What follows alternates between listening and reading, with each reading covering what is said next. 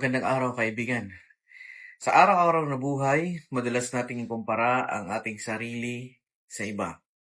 Kung sino ang mas successful, mas maraming achievements, mas mabilis na po-promote, o mas maraming natatanggap na biyaya.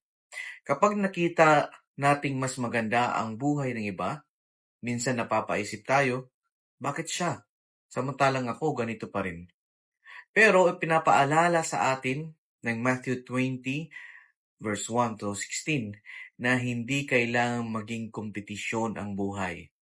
May kanya-kanyang panahon, pagkakataon, at biyaya ang bawat isa. Sa halip na mainggit sa narating ng iba, matuto tayong maging grateful sa kung ano ang meron tayo at patuloy nating gawin ang ating makakaya.